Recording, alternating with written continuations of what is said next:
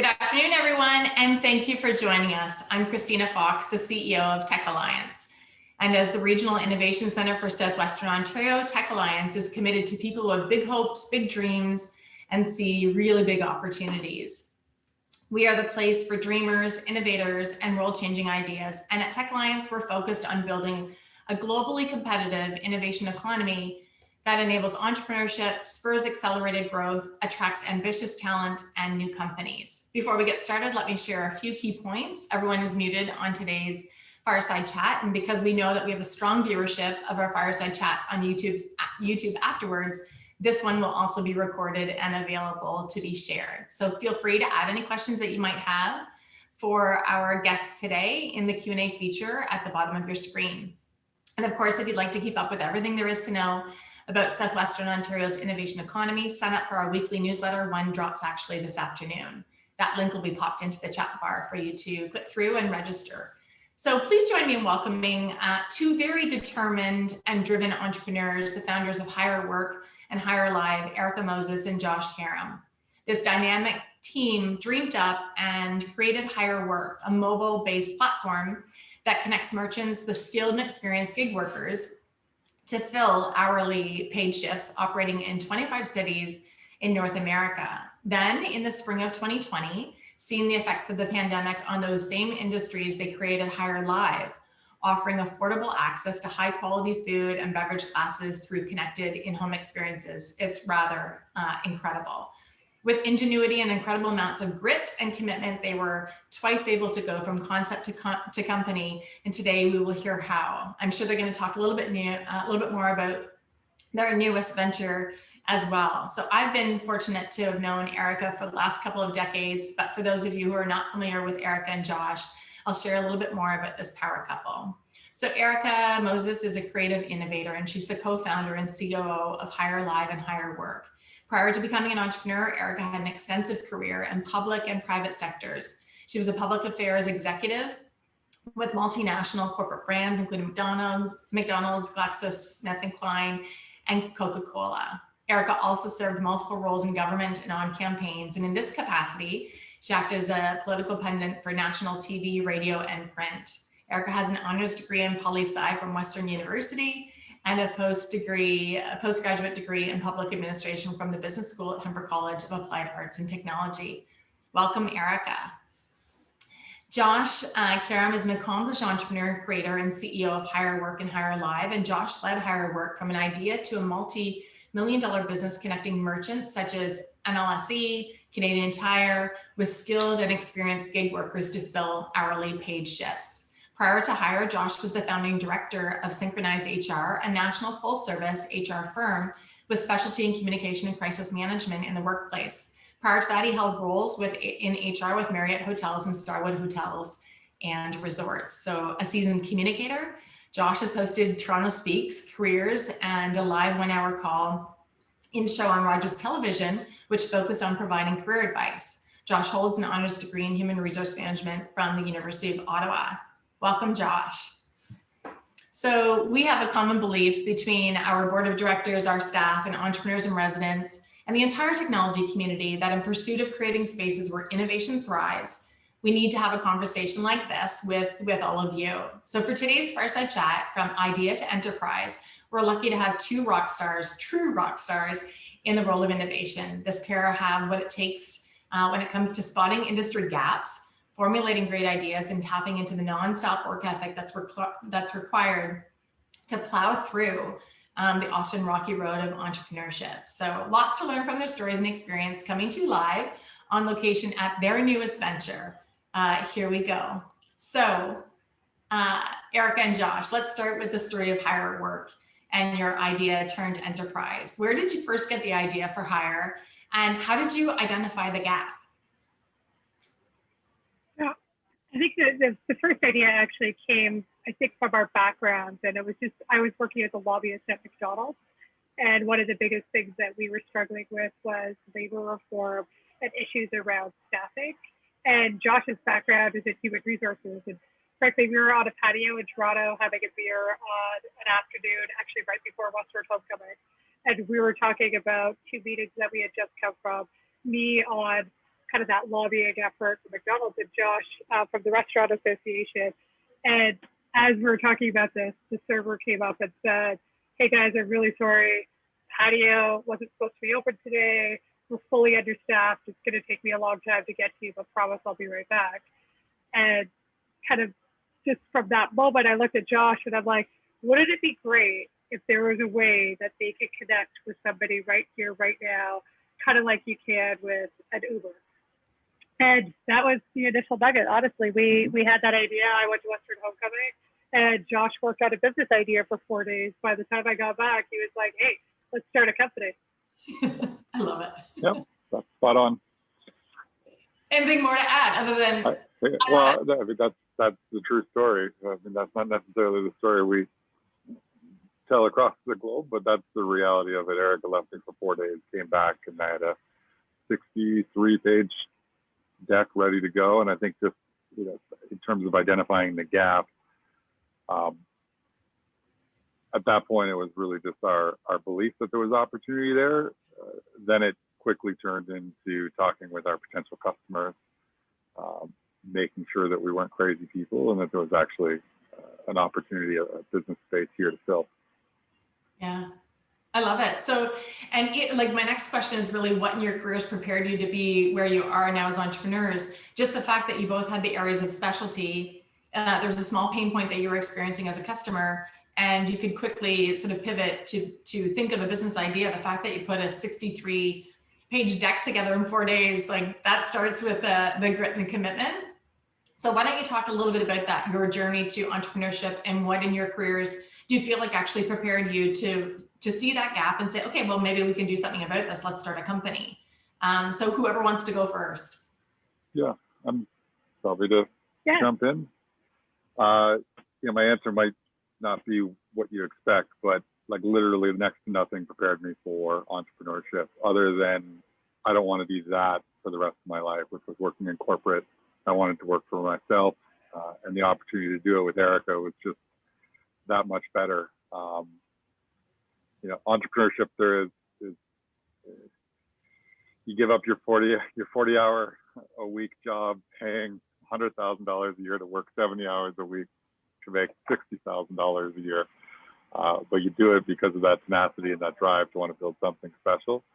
And so for me, it's more about recognizing what I didn't want out of my the next 30 years of my career. Yeah. And I think, for me, I never thought I was going to be an entrepreneur. Frankly, I had a great career in corporate. I had worked for major multinational brands.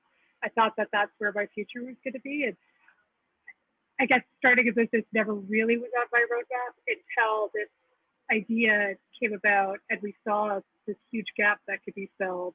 And Josh helped me take that leap.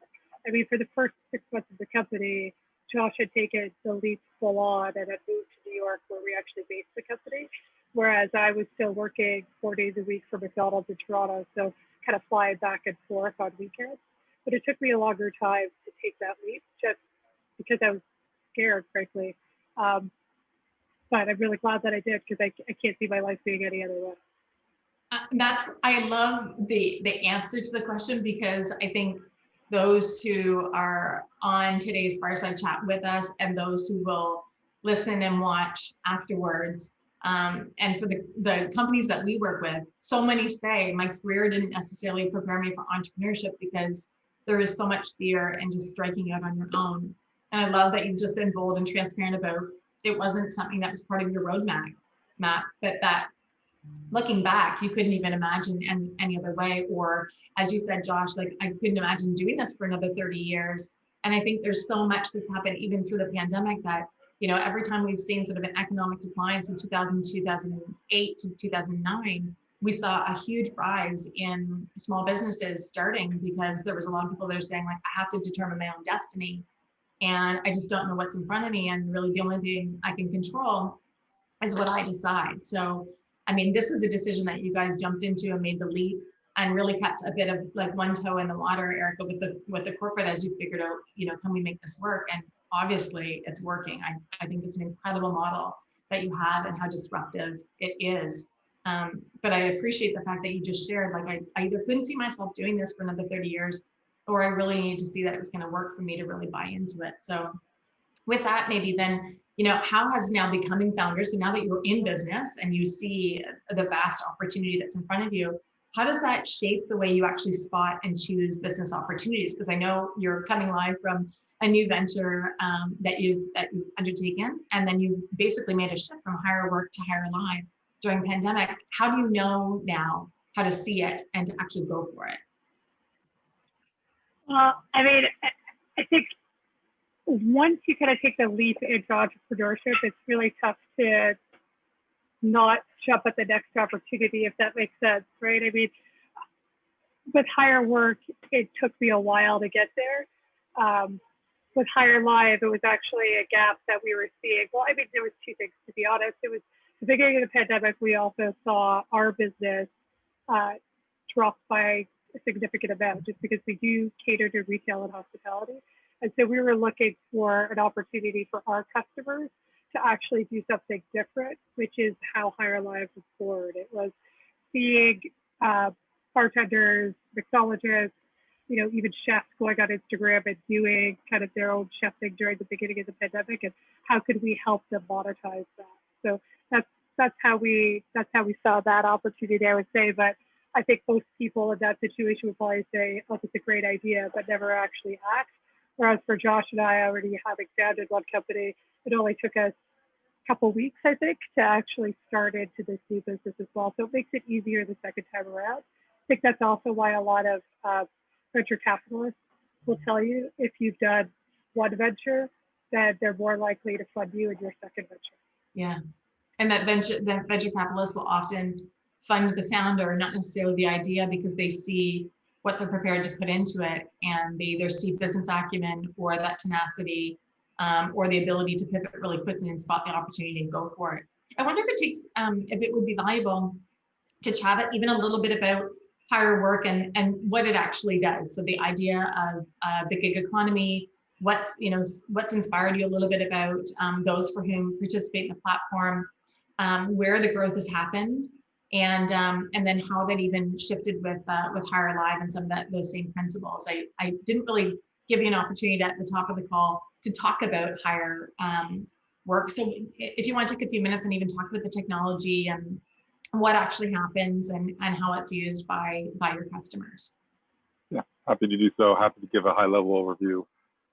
Ultimately, with Hyr Work, we're a gig worker marketplace that connects businesses and gig workers to fill hourly paid shifts. We have 30,000 workers on the platform across North America, hundreds of businesses that at any point in time inevitably have holes in their schedule. And as quickly as you can order a rideshare, you can post a shift on Hyr and see all the applicants that are interested in working that shift in your store or your restaurant or your stadium, and select whoever best fits your needs and wants and expectations based on their worker profile. So that's everything from work history to skill level to ratings from previous shifts on our platform. And so businesses love it when they're short-staffed. If take Canadian Tire for example, when in the Toronto area, each time that has gone into lockdown, there's been a massive surge in e-commerce orders and curbside delivery needs. So Canadian Tire uses Hyr to find pickers and packers and stock associates and people to do curbside delivery when they need extra hands. The workers love it because on our platform, they get paid within 72 hours, directly deposited right in their bank account. And they get the freedom and flexibility to work different shifts where they want, when they want, based on their availability. So it's just really designed to be this hyper efficient way to connect both parties when they need it most. It's not meant to be a full-time employment opportunity. This is, hey, I'm working at Walmart full-time, but I want to pick up a few extra shifts a week, a month, or even just over the holiday season at Canadian Tire, let's say. And now I have the opportunity to do that. I'll let Erika talk a little bit about Hyr Live. Yeah. So Hyr Live is a very much a different company. So it's a media platform that connects consumers with great content, either live or on demand, and that content is all hospitality driven. So think this Thursday, you're looking to make a special cocktail at home, you're able to tune in either live or on demand on our platform and see that live stream video of a great mixologist that's teaching you something new and exciting at home. So we're bringing hospitality home into people's lives through that platform. You can also book your classes either for group setting, or we also do individual one-on-one. So the way that we like to say is kind of like what Peloton did for, the fitness world, we're trying to do with the hospitality world and bring that content into people's lives. And we've done that with, similar to Peloton that has a studio and a crop of amazing instructors. So do we. Got a full studio space, cameras, lighting, the whole 9 yards in Newmarket, Ontario. 12 top shelf instructors, a full team of just great talent on the other side of the camera, helping to make every class run smoothly. Yeah. And as Erika mentioned, we got that off the ground pretty quick. Well, I remember in early days, Erika was talking about Hyr Work, and I remember there was two things I really loved about it. And one was it really de-risks the process for hospitality and retail in bringing on new staff. If you are wait staff that's worked in a particular franchise, for example, then that same restaurant is going to be the same experience. So de-risking in that it's perhaps reducing some of the cost of onboarding, that they've got reliable staff that they can bring on when they're in a pinch at the beginning. And now we can see that really has penetrated both hospitality and retail as a really different way of finding good talent. And what I love about on the worker side, where perhaps some of those industries were thought of as more precarious employment and employment that was requiring a certain level of commitment. I love what it's changed is that the talent can choose based on their own lifestyle. So whether or not hospitality and retail is their side hustle to something else they're creating, whether they be an artist or an entrepreneur, but that they have the choice of it. And it's really, for me, it's turned the table and saying it's very disruptive of what felt like sometimes precarious employment is now really lifestyle employment that could be for anybody who is within those professions. And I really, really like that. And particularly when you shifted to Hyr Live and having sort of that in-home experience where people, particularly in COVID, were really desperate for something different. And we miss our cooking classes and we miss live demos, and to be able to have the live demo feeling with exemplary talent, I think is so interesting. Do you want to talk a little bit about the venture that you launched in the last little bit? Yeah, I'm happy to dive over to take it. You go. Our viewers are probably wondering, why are we taking a call from our garage, which we're not. We're actually taking a call from Delancey Sports, which is a completely different venture for us. This is the brick and mortar retail space. I'll do my best to make this a long story into a short snippet, but we headquartered Hyr in New York City, where we've been living half-time for the last 4 or 5 years. And then back in March, for obvious reasons, we came back to Toronto full-time. We actually have spent the majority of our time in Haliburton, cottage country, if you will. And after 30 years, the only full-service sporting goods store in Haliburton was closing up shop. The owner was retiring, mid-60s. She was ready to hang them up. Erika and I went in to buy a pair of cross-country skis. Found out the store was closing and said, well, there's clearly a business opportunity here. Maybe we should open a retail store in Haliburton. That was 9, maybe 10 weeks ago. And 4 days ago, we opened Delancey Sports on the main drag here in Haliburton, called Delancey because we lived on Delancey Street in New York City, so hence the name Delancey Sports. So we're actually taking our call today from the back room of our sporting goods store. The front of the sporting goods store looks very different than the back, just to point out. Should have had you right up front, right by the till. I love that you were able to even name the store sort of in honor of where your life was really ramping up in New York, and certainly understanding the story of departing New York at a, you know, a scary time period where you were coming back to Canada, really in hopes to make sure that you stayed safe and healthy, and what that must have been like for you to depart where you'd built a life and not know that you were not going to go back anytime soon or ever. And so renaming your sports store, the street that you lived on, I think that's really amazing. Yeah. Yeah, I mean, it was a scary time back in March, right? I mean, everybody was terrified. And Josh and I had our apartment in New York. I remember the day before we left, we were still having meetings, but then things kind of got a bit scary right at that end. And so we packed up everything that mattered most to us and came back to Toronto, never to see that apartment again. So, very different time, but I mean, during this whole pandemic, you know, our lives have definitely changed a lot. We started Hyr Live. We also opened Delancey Sports. We left New York. Know nothing about retail, but hey, we'll figure it out. Yeah, and I think that's what is, you know, as an entrepreneur, that's what you do, is you figure it out, and you kind of decide what's next, and you don't sit around and just wait for somebody to kind of write that story for you. You write the story for yourself. Yeah, I mean, we're the least technical co-founders, is what I often say when it comes to Hyr Work. We knew nothing about tech. We knew nothing about building mobile apps. We knew probably less about building a media company with Hyr Live. And so when it came to Delancey Sports, we said, well, we did all those things. Why couldn't we do this? So that's the story.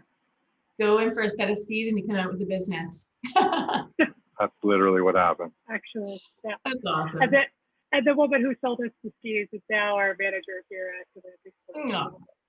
Oh, that's awesome. And it's sort of like now you've gone from, and still have technology as part of the core propeller for Hyr Work and Hyr Live and the media. And to know that now you've launched a venture that's, you know, supporting local. So you're a classic Canadian story of being able to pivot and determine spot opportunity and just get it done. I kind of feel like it's knowing you, Erika, and getting to know you, Josh, that this is just who you are, and becoming an entrepreneur was probably a natural step once you decided and knew that that was the right thing for you.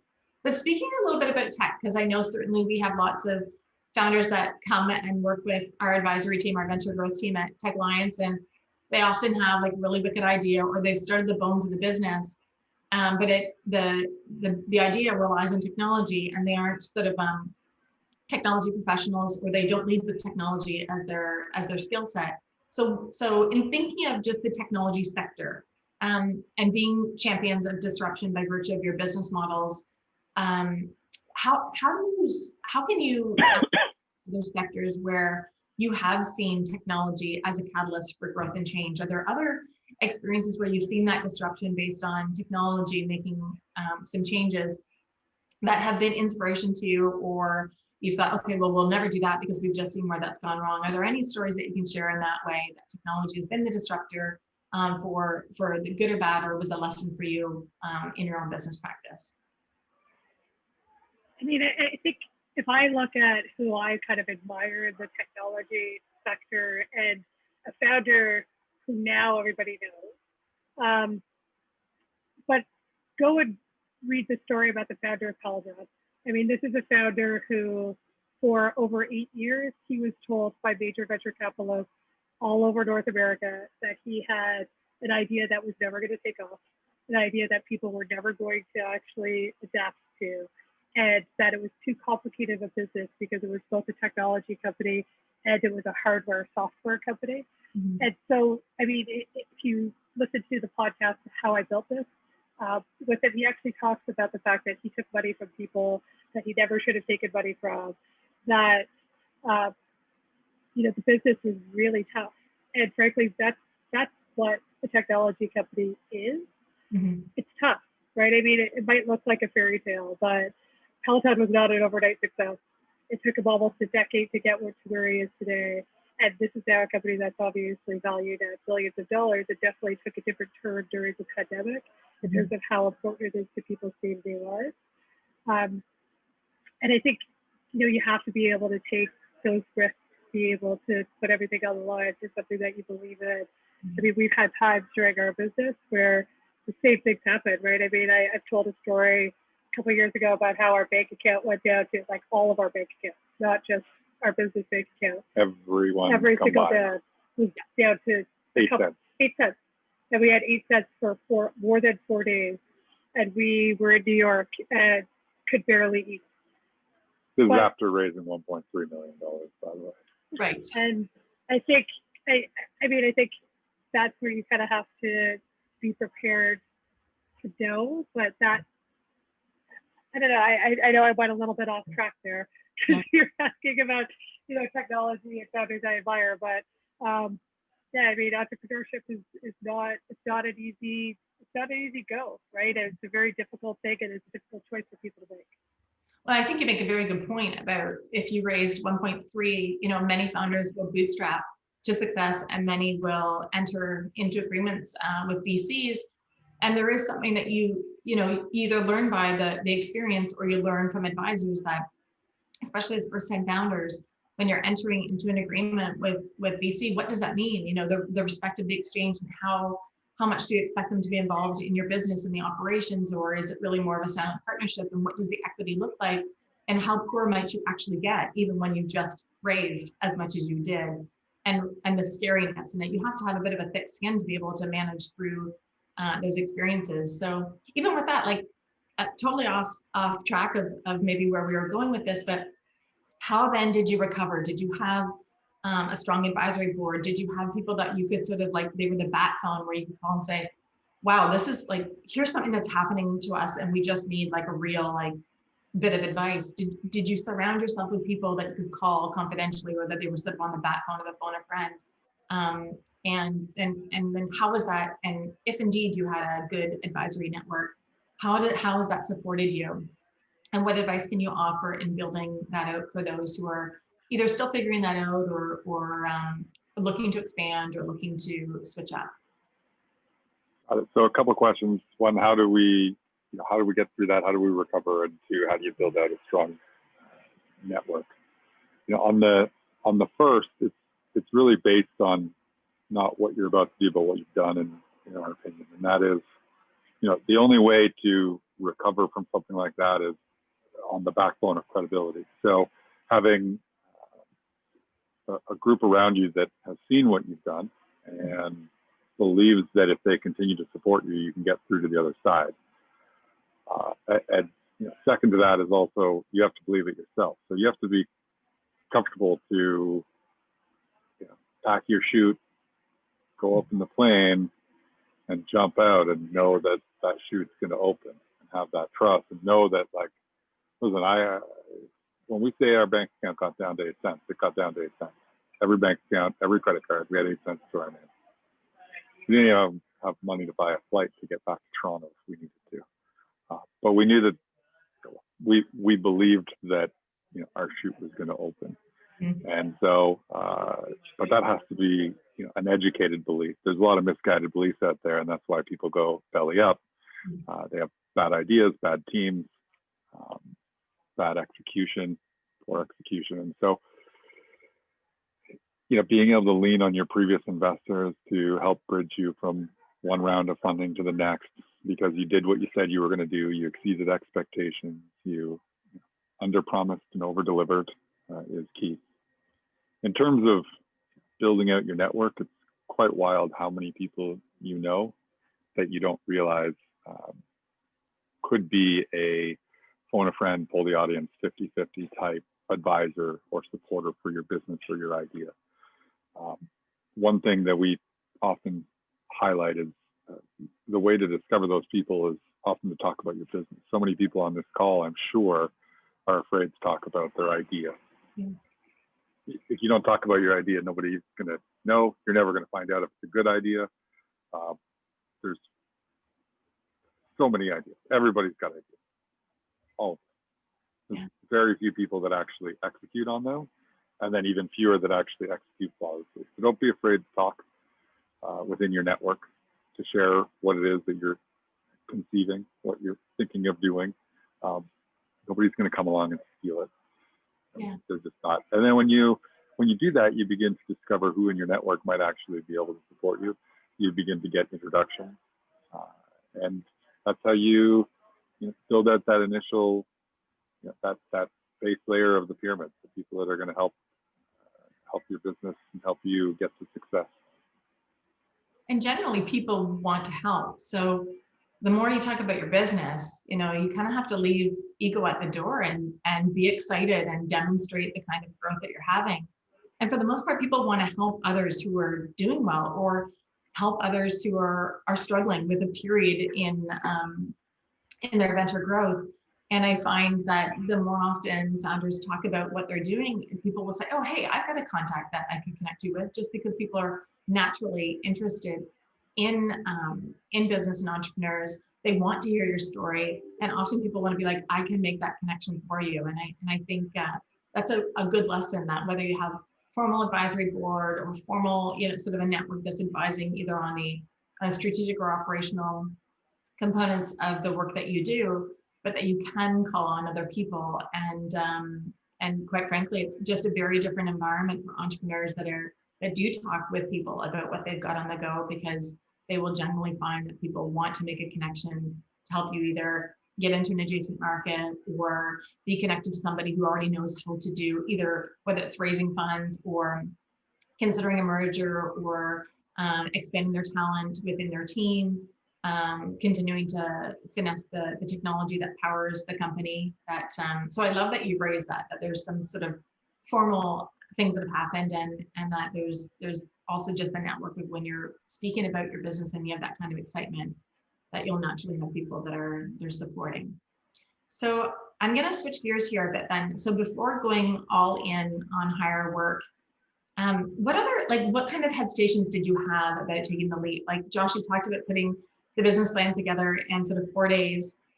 Was there any hesitation for you? And then Erika, for you, when you were still sort of two-timing, you were still with the corporation working 4 days a week before you were all in. Tell us about what the scary things were, or where there was some hesitation. I think, the funny thing is, I think the only hesitation that I had was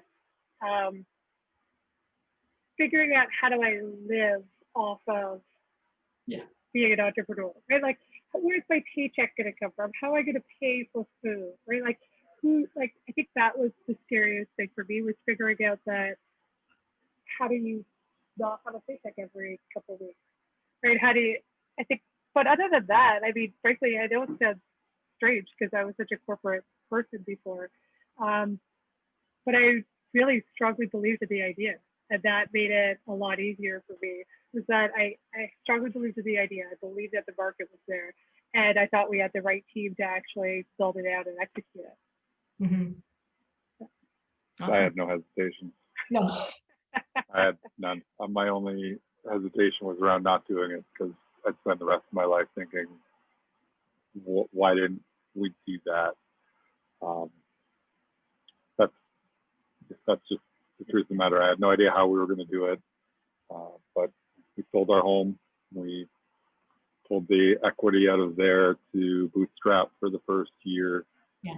And then you just go for it. Well, I'm sure even, 5 years in, but even like sometimes the dialogue or the nomenclature of bootstrapping and VC is like, how much did you even know about that kind of sector before you got into it, and had to really just fire hose, had to learn it so that you could be, a bit of fake it till you make it, or imposter syndrome that comes in with entrepreneurs. You have to learn all this stuff. Yeah. I actually remember setting Josh up for a meeting in New York that I actually didn't go to with, remember Box Group? Yeah, And no, it was our first VC meeting, and Box Group was like a major VC in New York.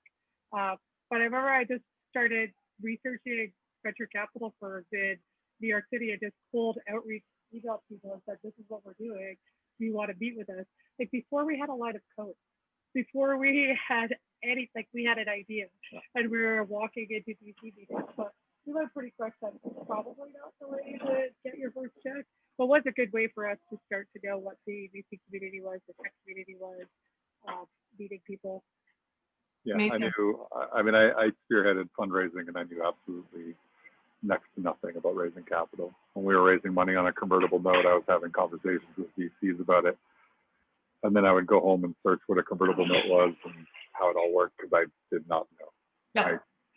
I literally had no idea. Well, I love that you say that, because I think there's lots of founders that think that they have to know all that and they have to have the whole plan before they get going.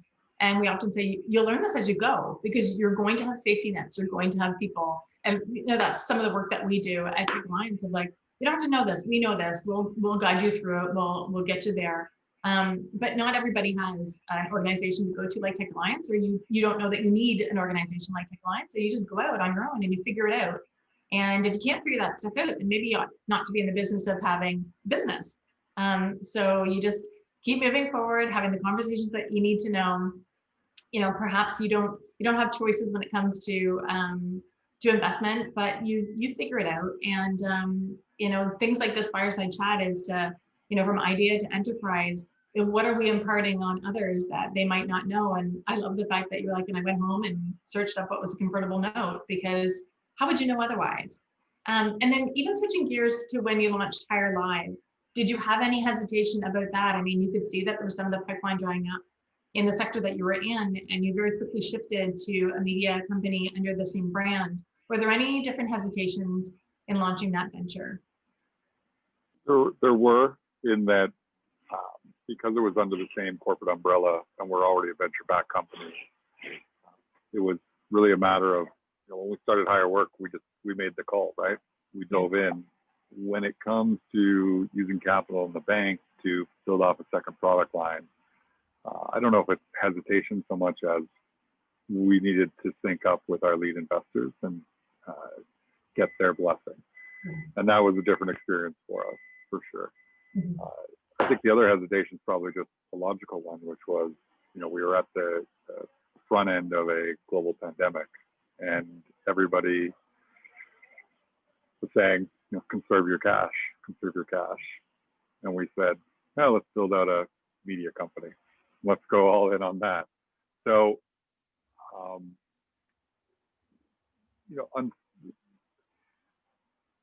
a very interesting, I guess, leap of faith, in that the pandemic is really, there is an end to it. We might not necessarily know when that is. But for us, we just weren't comfortable sitting around and waiting to see that come around the corner without knowing how long this was going to last. So we figured out, we don't just want to survive through this, we want to actually thrive through it. And this is an opportunity that exists, so we dove in. Yeah, I love that you even shared a little bit earlier that, there wasn't hesitation because you were thinking, but what if I don't? If I don't move forward on this, I have that kind of regret. So even just thinking in a little bit in that mindset, if you were to kind of take a glimpse in the rear view mirror, even for a split second, what would you tell your pre-Hyr self about the journey that you're on, particularly through the pandemic, and that we're going to come out of this? But if you could go back and say to yourself, this is the advice I would give to you, and that might help a founder who is on the Fireside Chat today, making their way in the world today, what would that advice be to yourselves? Go first. I could go first. Yeah, I think mine would be make sure that the economics make sense. Actually work out your numbers, figure out who your customer is, find out where you're making that money from, and build your product to make sure that you're doing that.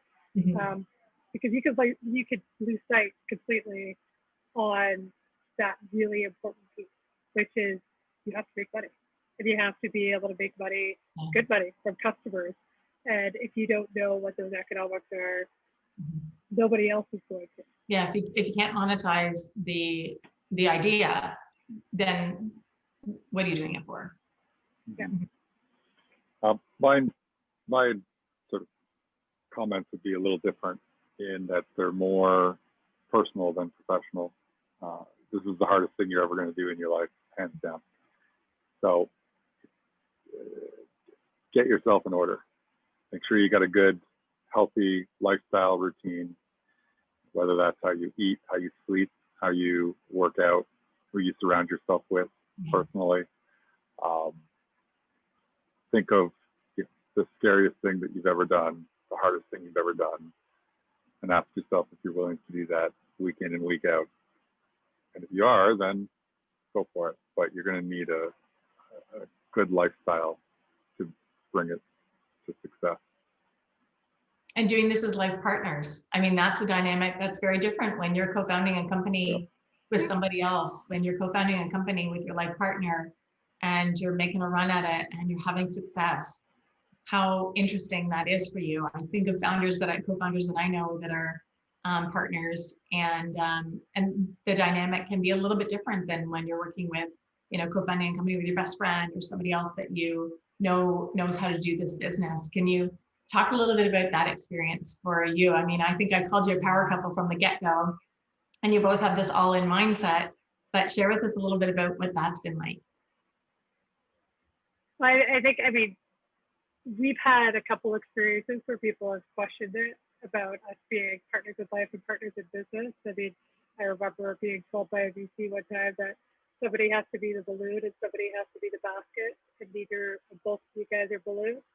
I totally disagree. I mean, I think Josh is the one person in my life that I trust, like, inherently, right? I mean, he's my partner in life and business for a reason. Mm-hmm. And there's sometimes people that are founding companies that don't even know each other. And how do you trust those people to have each other's back more than you would trust a couple to have each other's back? But I would also not have been able to do this without Josh and the support and even the encouragement that I get from him. Aww. I would second that. I don't imagine a world where Erika and I are not in business together, given the tenacity and the round-the-clock focus that we need to have, and the understanding of what goes into building out one business, let alone three, and to not share that experience, I think would be extremely, extremely challenging. And so, I consider ourselves lucky. I think it's our secret sauce. Mm-hmm. Certainly when you're raising capital, sometimes investors look negatively on the fact that you're a couple. Mm-hmm. We just walk out of those conversations because how many VCs are looking at people that have met randomly to become co-founders versus two that already have a strong foundation, and it's just a lopsided belief. So, wow. Good for you. You've got your values, and there's got to be a match. It's a great story. It's really fun walking out of a VC meeting. Yeah, it is. Yeah. We've done it. Yeah, because sometimes you have to, right? I mean, you have VCs not there to tell you whether or not your business is going to be successful or to give you advice. The VC is there to either be your partner or not be your partner. And if you're at a meeting and at the middle of it, they're either telling you have a shitty idea or a shitty team or not a great product, they're not investing you in anything. Why are you giving them any more of your time? Pack up your stuff and walk out. They're not, they are not making you wait. They're not something to do. They're making you wait, walk out, right? Yeah. Like at the end of the day, you're giving them an opportunity to invest in your company. You're giving them an opportunity to have a share in something that you're building. Mm-hmm. So if they're disrespecting you in any way, you don't need to take that. Yeah. And so you've obviously found investors who have a synergy with the values that you have and the model that you've built. And so that there's still success that's come as a result of being able to stop and walk away because you're not prepared to compromise on the way that you're building your company. Amazing. Good story. So I'm gonna really shift gears here then to have a little bit of fun because I feel like the story that we've been able to talk about today with Idea to Enterprise, what happened with Hyr Work to Hyr Live, and now with your new sports store, we're going to do a little bit more of diving into some fun Q&A on who you are outside of the work that you do for and in building your business. So it's going to be a little bit of a rapid fire session, meaning a couple words or less per person. I'm going to start with Erika, and then I'll go to you, Josh, for the same question. Then like halfway through, I might mix it up and reverse the order. So just be ready for that change. So Erika, first question, what was the top lesson that you learned during COVID-19?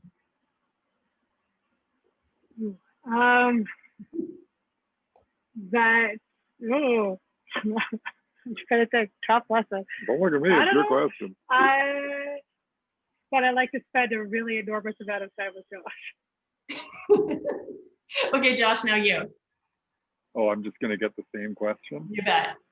Oh, top lesson I learned during COVID. Just stay healthy. Awesome. Okay. Mental health, all that stuff. So Yeah. important. Love it. We're actually hosting a masterclass in January in honor of Bell Lots Talk Day with one of our founders who's going to talk about mental health and resiliency with startups and founders and those who are further in. That was a plug. Apologies, right in the middle of our rapid fire. So Erika, the next question, what's the hardest thing to adapt to? In In life? What do you mean? Like when? Like Business COVID, life. startup, life? Yeah, imagine it just be the ... and you finish the sentence. I think I'm really bad at this first time. I'll take it. It's easy. Easy. The hardest thing to adapt to is not knowing where your next paycheck's coming from. Yeah, that's a good one. Okay. And the next question, best tool to stay connected. Slack. Yeah. Yeah, Slack. Good one. For the telephone. Can you imagine not working the types of companies that we have without use of a telephone? But yes, Slack is amazing. We love it within our team too. Okay, Josh, I'm going to start with you on this one. What did you want to be when you were growing up? Architect. Prime Minister. Yeah. Okay. Okay. Store owner. Okay. Oceans or mountains? Mountain. Mountain. Okay. For sure. Book or a podcast? Book. Podcast. I Any haven't read a book since high school. Yeah. Any Sorry. recommendations on a book or a podcast? How I Built This, I would say. Yeah. Everybody who's on this call, if you're not listening to How I Built This, Yeah.